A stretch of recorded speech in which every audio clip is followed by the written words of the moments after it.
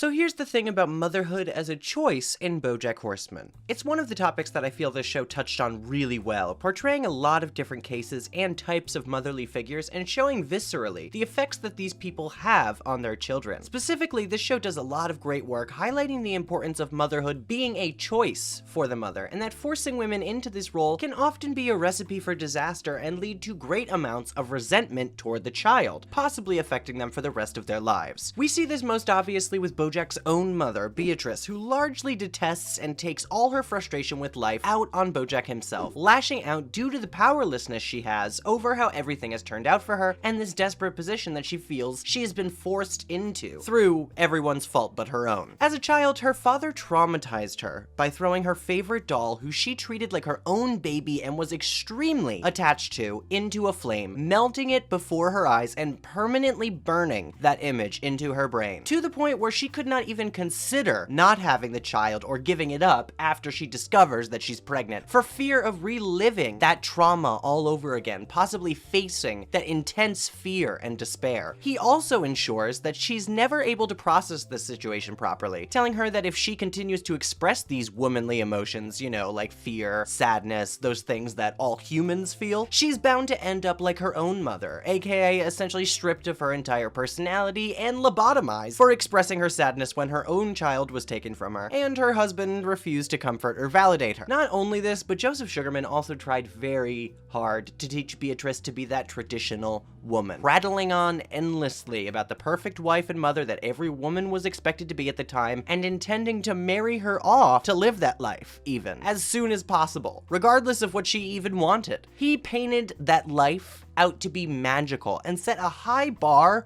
for what she would get out of it, even though she rebelled against it at first. But when she discovers she's pregnant, she still can't bear to part with the baby, even if it was not what she intended, due to that intense trauma from her childhood that she never fully moved past or understood. And throughout the pregnancy, she actually does seem rather excited based on what Joseph had promised her. Her and Butterscotch take a nice long road trip and seem rather happy, but once the baby actually comes, everything changes, and that magic that supposedly comes during that postnatal period is not remotely felt. In fact, there's a good deal of rage toward the baby itself, both from Butterscotch and Beatrice. It does seem as if, at least to me, Beatrice may have been struggling with postpartum depression, as rage can be a significant component of that disorder, and she seems to have little connection or care for her baby once he is born, trying to distract herself from his crying rather than moving to comfort Bojack or attend to his needs. She blames Bojack for destroying her body and ruining her life, fundamentally demolishing his sense of self and always trying to ensure that he knew he was nothing, terrible, worthless, unless of course he performs for her so she can elevate her own social status, because it's the only thing she can use to distract herself. Well, not the only thing, but it's one of the few things. And that Bojack only brings about negativity to everyone he comes into contact with, even if he's just a tiny child who simply wants for his parents to love him,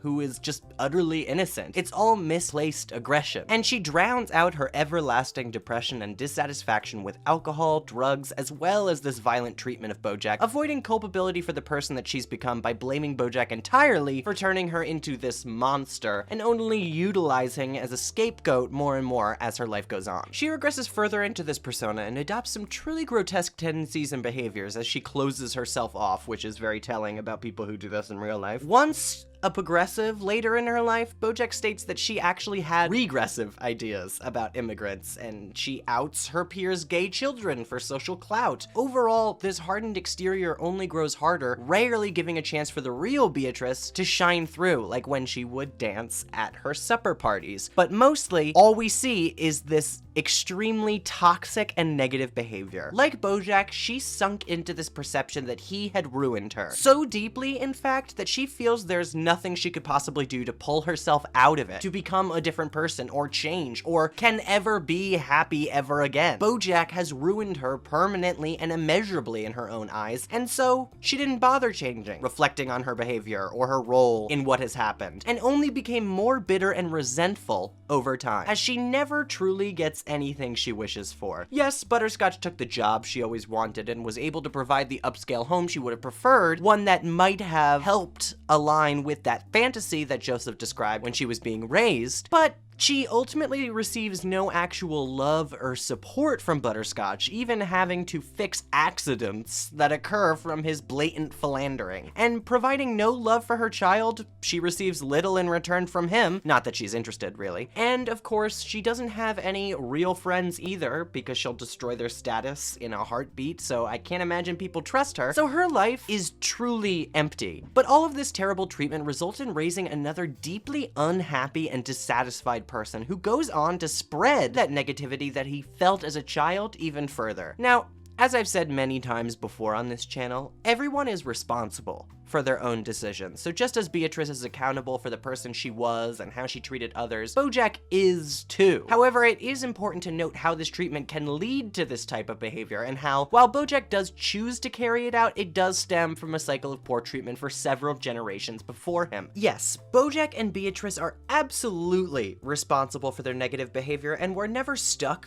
as the people they were. Those are excuses that they both use, that they were ruined and fundamentally bad so that they never have to make the effort to change, but it is worth examining the link of their treatment as children. I mean, much of this poor behavior from Bojack is directly caused by an extremely low sense of self-worth, which was largely caused by his parents' neglect and outright abuse. He distracts himself through fame, boasting about his successes, and, as his parents did, drugs and alcohol. And as we are acutely aware, he hurts those around him through this behavior, pushing away his close friends and betraying them, like with Todd, repeatedly, with the rock opera and sleeping with Emily, just to name two examples. He uses these people close to him as emotional stimulants when he needs them, but when he eventually succumbs to his depression as he's avoiding the issue, he lashes out at them, leaving them until he needs them to console him again. It takes a great deal of effort from Bojack's part to break this cycle of behavior and to actually accept help from other people, and he still nearly almost dies after he does so. That feeling of himself being doomed from birth is so strong that it lasts decades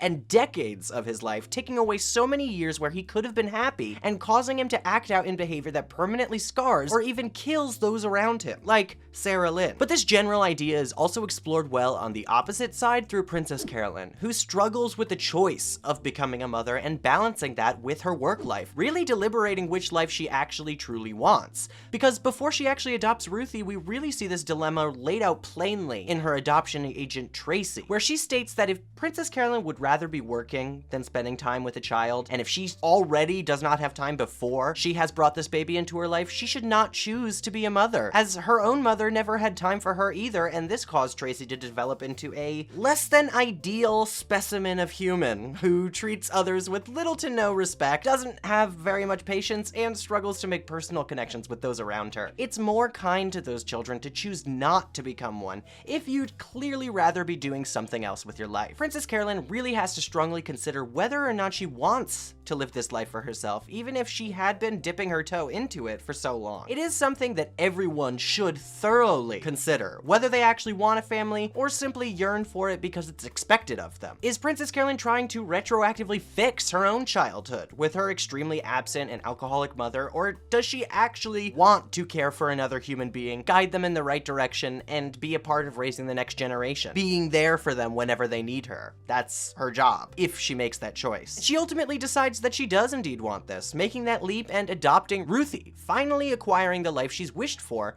after so long. However, in the new client, she struggles to find meaning, purpose, and connection in this new role, and even though she still wants to be a mother, she loses sight of what she wants in the throes of taking care of this baby. Understandable, taking care of newborn babies is portrayed and said to be hard as fuck. Obviously, I can't have any experience with them, and I never plan to. I was not blessed with the patience for that, but I actually really appreciate this, as it's far more realistic for her not to naturally make this switch to motherhood after doing something else for so long. It's a skill set she has to improve upon, and though it's tough, it's the life she chose. And as Vanessa Gecko says, she doesn't really have time to second guess that choice, emphasizing the importance of truly considering and understanding the gravity of choosing to be a parent before you embark on the journey. And we do get affirmation that it was the right decision for Princess Carolyn. She ends up connecting with Ruthie in a major way and feeling that bond that she had always wanted, started to enjoy spending time with her, even learning to balance her duties as a mother with her duties as the head of her own management company. Again, accepting help from other people, and then is able to have it all, like she always dreamed, and like so many people told her was not possible. It is possible to still have a career, to not sacrifice every aspect of your life or your personality when you become a mother, but there is a balance that must be struck, and you can't sacrifice nothing. I mean, Princess Carolyn does have to learn how to spend less time with her business, to trust other people to make decisions for her, and to allow other people to take care of things while she spends this time with her daughter, because she wants to spend this time with her daughter. It's such a positive depiction of motherhood and striking that balance, even with its ups and downs, showing how important it is to thoroughly consider how all of this will change your life before deciding to do it, as you can't really afford to second guess or doubt yourself afterward, lest you make mistakes that permanently alter that child's perception of themselves, like Beatrice did with Bojack. The show even conveys this through Diane, who was able to make the sensible choice with her partner and not bring a child into their relationship, especially since it was on very uneven footing. I mean, can you imagine if, even through all the emotional turmoil between Mr. Peanut Butter and Diane, there was a child with custody arrangements to sort out as well? What a nightmare. Not only would they not have been able to realize their happy endings as they did in this series, the child would have been caught between them and their constant bickering and infighting, forcing them to stay in each other's lives as much as possible when they're really just not a good match. They were never meant to stay in each other's lives for the entirety of them. And though they are thankful that they helped each other become the people they are now, I don't think them being frequently around each other would be good for their emotional health, nor the child's. Not to mention that Diane never really saw herself as a mother, nor did she ever really express interest in becoming one. I truly do believe that becoming a parent is not for everyone. It is not your ultimate purpose as a human to have another child. Those who choose not to do so because they realize that about themselves, that they don't want it or they're not equipped for it, are, I feel, acting very responsibly, even if society tries to tell you that you need to have a child to become responsible or a true adult. That's just capitalism trying to trick you into creating more workers. You don't have to do that. And Princess Carolyn is absolutely right when she says that Diane doesn't need to explain her decision not to have a child to anyone. It's such a real moment that is also completely true. She knows what is right for her, and she knew at the time that bringing a child into her marriage would be disastrous for all involved, so she made the smart choice. It is Diane and Mr. Peanut Butter's decision at the end of the day, and they both agreed. It's one of my favorite episodes between Diane and Mr. Peanut Butter. It's one of the few times they're ever on the same page. I like how sensibly that decision is made and showing us why it is better for everyone. But she is able to be a great stepmother, a position that is, yes, new to her and requires some adjusting, but is also one that she approves on once she accepts the role and decides that she's willing to take it on to be with this man that she cares a lot about. I mean, if she cares about him and he cares about Sunny, by transitive property, she should care about Sunny. And it is a role that she doesn't have to take if she doesn't want to. She almost does walk away from Guy, but decides to put the effort in. And I love Sunny a lot because of what they do with him later on, admitting his flaws and humanizing him, but he is flat out rude to Diane at first. She doesn't have the best response, granted, at the diner, but he does pretty much tell her that Guy is going to dump her like 5 seconds into their first conversation. Not a great impression. But even after this initial setback, she is patient with Sunny's negative attitude and understanding with him when he actually wants to discuss her book, even though he hid his interest around his friends and kind of insulted her, finding comfort in him responding to her novel at all and learning from it, and helping her ultimately feel more fulfilled with the decision to make Ivy Tran in the first place. I always saw Diane as someone who knew herself pretty well and knew what she was capable of and had expectations for how her life was going to turn out and clear goals. So when the option to be a mother comes up with Mr. Peanut Butter,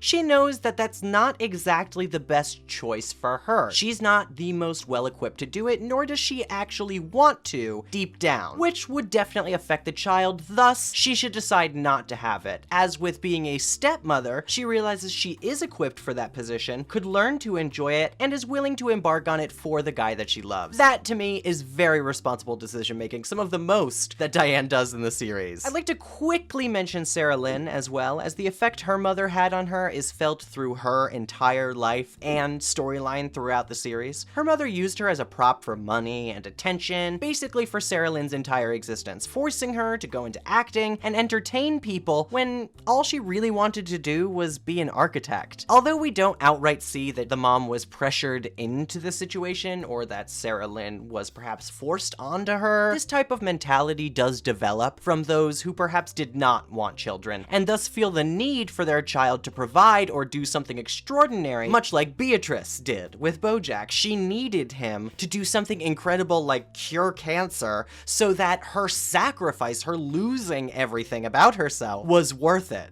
And apparently being on TV was not enough. There's no real care for Sarah Lynn or Bojack or their well-being. So she ends up down some really dark paths, for which others are blamed and attempted to be sued for more profits. Even after Sarah Lynn dies, she never stops using her. I mean, the other part of this is that they're never satisfied either. Like I said, even with everything Sarah Lynn accomplished, her mother still made her strive for more. Keep going after more fame, more success, more money. It was never over. I mean, she was still working right up to her death, as we know, because she won an Oscar for one of her songs pretty much a few days before she OD'd. However, she never wanted this life, and even after she's fully recognized what she has wanted to do, what her career has cost her, she is still forced down this path, providing for her mother and doing things that don't give her any fulfillment due to her mother using her as a prop, forcing her to stay on a strict diet. It's absolutely ridiculous and terribly tragic, but it speaks to a phenomenon that we see very often in this show, where these parents, not fulfilled with their lives, take it out on their own children and end up developing these very emotionally stunted people who make rather large mistakes with their lives. And that is exactly why I think this message is so important. If we all choose what we want out of life, we'll all be happier, more fulfilled people, and thus we won't take things out on those around us. The people who want to be parents will be parents. If they thoroughly consider it and choose it, eventually they will find that fulfillment that they were looking for. And the child will get to live in a wonderful, happy home with parents who truly loved and wanted them. It's generally more beneficial for everyone involved. But if you agree or disagree, let us know in the comments below. I love discussing with you guys. And don't forget to support us on Patreon at patreon.com/PosiTVty to get extra content in the form of unedited essays, where you get to hear all my mistakes, like perhaps doing the outro twice, and all of these videos before they come out here on YouTube. But the support here does mean a lot, so thank you for subscribing, liking, all of that wonderful stuff. Please discuss further and let us know what we should do next. And thanks for stopping by. Let someone know that they mean something to you. Tell someone that they have value. Everybody needs to hear it. Have a great day.